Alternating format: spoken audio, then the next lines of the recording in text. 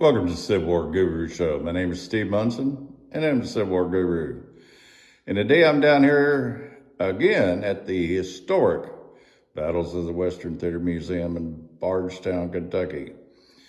And today we have in front of us a real unique character. This is General Thomas Sedgwick, 2nd Kentucky, later 114th Colored Troops. This guy was a phenomenal soldier.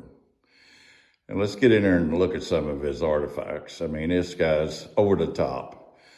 I mean, you're talking about let's get a good look at his picture first. Young man. Let's get over and get his kepi. And then we're gonna swing over and get his Civil War boots. I'll stay there just for a second. His colonel's uniform with gauntlets, his belt and sash. And this Silver Service set, he was with the 2nd Kentucky till late '64, and they presented him this Silver Service set. And it's unbelievable. It's on the platter itself, the plate is from the officers of the 2nd Kentucky. And each individual urn on here, you got a teapot, a sugar pot, and a master urn, and it's all, the panels have his battle honors engraved on it. Let's get up there and see if we can catch one of them. The lighting's so bad in here, but oh yeah, there's Corinth. But it's got every battle that he fought in. This absolutely incredible gesture from his fellow officers. Now let's drop down, and his officers loved him. There he is there, get the glare off of it. And he's got a sword in his hand, and we're getting ready to look at that sword. All right. That's a cavalry officer's sword. Now, remember, Western Theater, anything they could get, they used. So this was actually his first sword, was this cavalry officer's sword. Go down the panel a little bit. But like I say, he loved this man. Let's see if I can get, oh, there it is. It was presented to Sedgwick. And I wish I could get this. Let's hit number 2 on there. There it is. And it was later, Sedgwick gave him, I'm gonna take it off too, gave this sword to his favorite captain. And there he is, Captain James Bodine.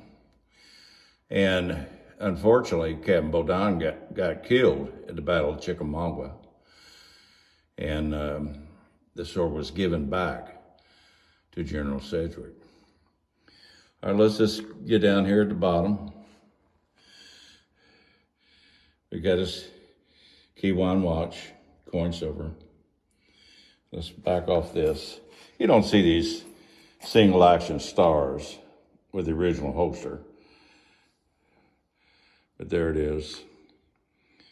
And then we're gonna, bear with me, we're gonna springboard over here and move the glass. I'm gonna give you guys this personal tour at no charge. Let's get this first sword. Presentation. Let's scan down it. I'm gonna hit number 2 again. Bring it up tight. But every panel on this sword has battle honors on it. Let's go to this one. Here in the center.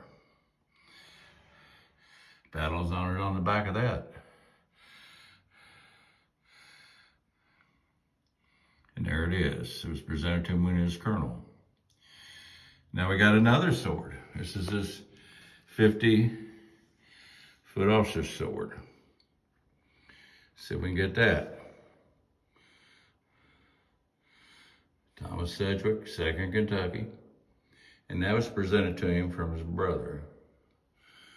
And then we'll kind of go up. I don't want to miss anything in there. There's a lot of cool stuff in here.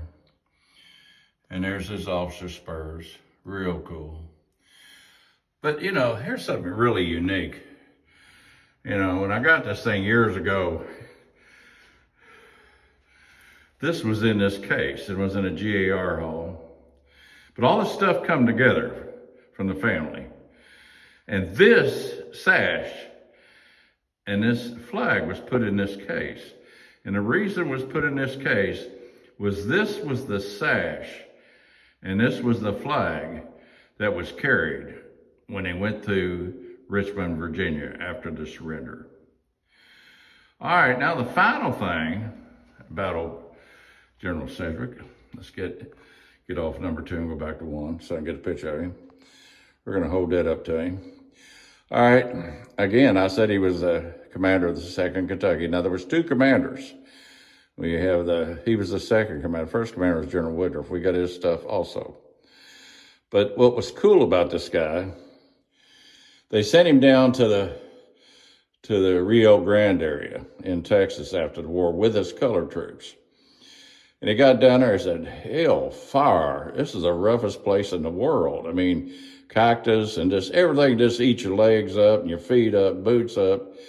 So he decided he was going to get his whole companies all mounted up. So he went around and gave government chits and just commandeered every horse in that area of Texas. And he got his guys up on the horses and the Comanches down there. And they're the ones, this is the guy that got the phrase that is coined, buffalo soldiers. Comanches seen their hair and they couldn't believe it. They said, what is this going on? Because they never seen an African-American before. And so they called them buffalo soldiers. So that's where the phrase come from, buffalo soldiers. Was in Texas in 1865, 66, 67 with the 114th Kentucky. And what happened is they finally figured out that these chits that he was giving all the gentlemen in Texas for their horses weren't any good. The government wouldn't honor them. So he locked him up. They're going to hang him. Well, his men said, well, that's not going to happen. So they had him in jail, and so he had enough, suave to say, look, get hold of Sheridan up in Washington, D.C. So Sheridan found out about it.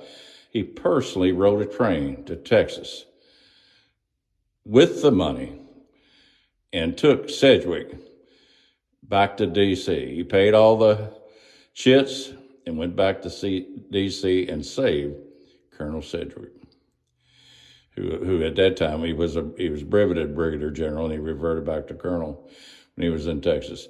So a great American, a great Kentuckian. So from the old Civil War guru, I'm gonna back off so y'all can kind of see what you just seen, and glares everywhere. So that's it. Where it goes when no man's trying to do his best to make it happen. Come down, visit us in historic Bardstown, Kentucky, the bourbon capital of the world. Bring your children. Children are free. And come on down with the family and have an historical day. So from the old Civil War guru, signing off.